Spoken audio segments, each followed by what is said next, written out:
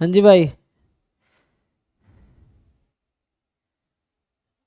X more then, graph बनाओ इसका, complement लो, triple integration करो इस रीजन पे। हाँ जी सोम, तुम्हें कह रहा हूँ, इसको इंटीग्रेट यस करो, सर। ट्रिपल वाई क्या है, x less than Y, Y more than Z. तो इसका क्या मतलब, अलग अलग लिखो उसको। एक्स वाई जेड इंडिपेंडेंट है, तो इंडिपेंडेंट है तो यस ठीक सर, है। इंडिपेंडेंट है, दोनों एक्सपोनेंशियल टू का फॉलो हाँ तो कर लिखो ना।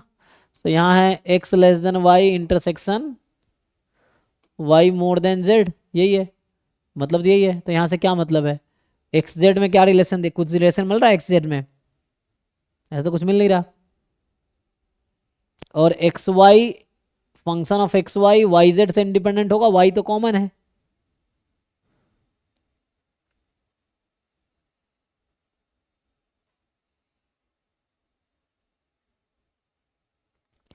तो अगर तुम इसका कॉम्प्लीमेंट लोगे, ये मान लो ए इंटरसेक्शन बी है, इसका क्या कुछ होगा, कॉम्प्लीमेंट लेंगे तो क्या बनेगा।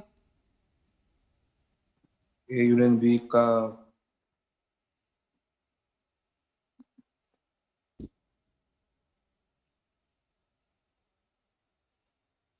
ए कॉम्प्लीमेंट यूनियन बी तो कॉम्प्लीमेंट। वाई एक्स जेड के बीच है, और तो वाई का लिमिट लिख दोगे, एक्स का लिमिट क्या लिखोगे, जेड का लिमिट क्या लिखोगे। तो वैसा कुछ तो लिखा नहीं, एक्स जेड में कोई फिक्स नहीं किया, लेकिन ये तो है कि वाई एक्स से भी ज़्यादा है, जेड से भी ज़्यादा है। तो इसका मतलब कुछ ऐसा है, y is more than equal to maximum of x comma z, ये होगा, है ना, दोनों ज़्यादा, इसका मतलब यही हुआ।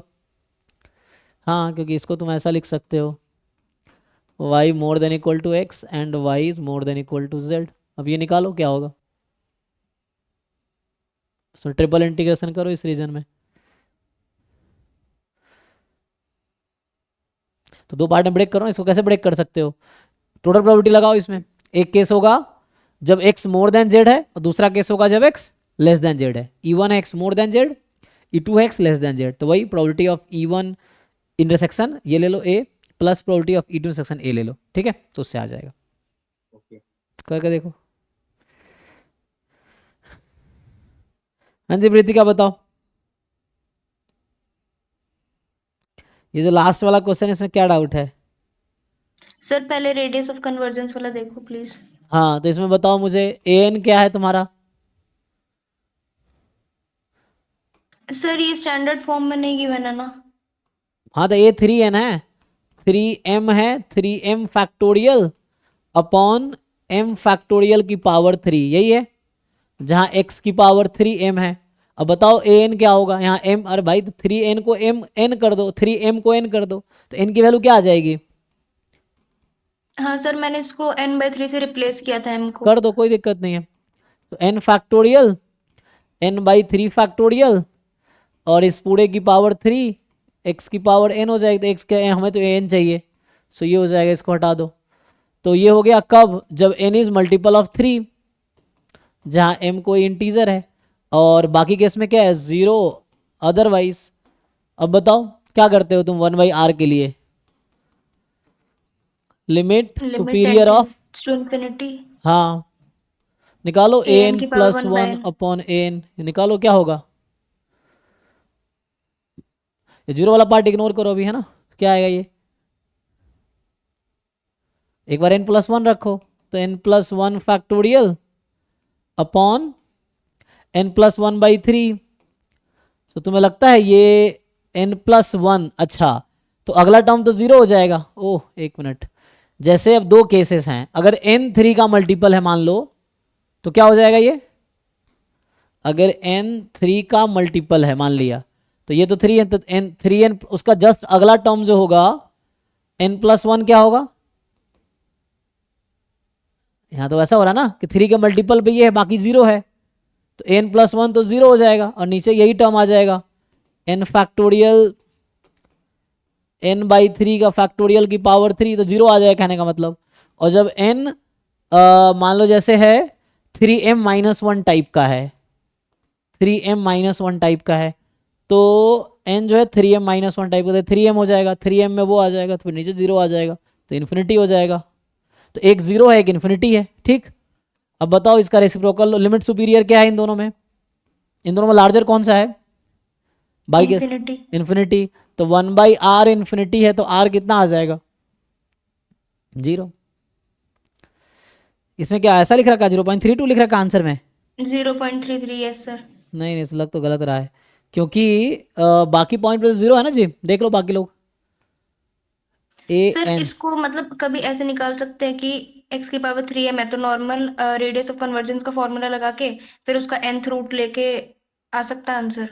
या उससे भी कर सकते हो। दूसरा तरीका है कि मुझे लग रहा है ये है, अगर इससे निकालोगे तो क्या आएगा, 1/r limit superior n tends to infinity mod a n की पावर 1/n, ये क्या आएगी? नहीं सर इससे भी नहीं आ रहा आंसर। ये निकाल पाएंगे? ये infinity n factorial n/3 factorial cube है। अच्छा, तो n लार्ज होगा, दिक्कत ये है कि n फैक्टोरियल n/3 का फैक्टोरियल का क्यूब, तो n/3 factorial n/3 factorial n/3 factorial n factorial, किसका वेट ज़्यादा रहता है? फैक्टोरियल का। तो ये इन्फिनिटी पे ले जाएगा, ये भी इन्फिनिटी आएगी, तो वहाँ से भी r 0 आएगा, क्योंकि आंसर दोनों सेम ही आएगा। ठीक है ना, तो इन्होंने आंसर गलत लगा रखा है, 0 आएगा। ठीक है ना। ये चेक करो, ये लिमिट उसमें आएगा। जैसे मैं बोलूँ 9 फैक्टोरियल, अच्छा n बहुत लार्ज ले लेते हैं, तो लार्ज मतलब मान लो 90 फैक्टोरियल। अब है 30 फैक्टोरियल, 30 फैक्टोरियल 30, किसको लगता है किसकी वैल्यू ये क्या होगी, मोर देन 1 आएगी, लेस देन 1 आएगी? बट कॉची सेकंड प्रिंसिपल से लिमिट 27 आती है। किसकी? 3m factorial upon m factorial का होल क्यूब की। 27 आती है, उसकी पावर 1/n भी तो है यहाँ पे, हाँ उसी की लिमिट 27 आती है। तो 27 तो फिर 1/27 हो जाएगा यहाँ पे। लेकिन 27 कैसे आती है?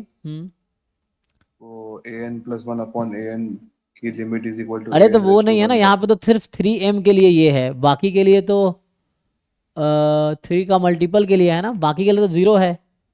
तो ये तब है जब उसके लिए है, बाकी के लिए तो 0 रहेगा। अच्छा, 0/1/n, 0/0 हो जाएगा बाकी के लिए।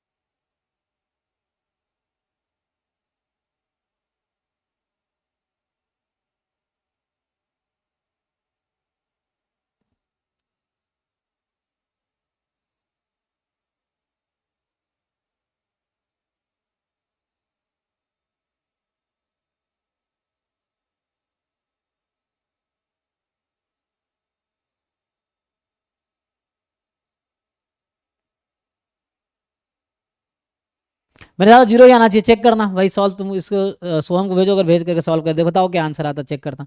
मुझे तो 0 ही लग रहा है, तो फिर देखता हूँ। यस सर, हम्म। भेज दूंगा।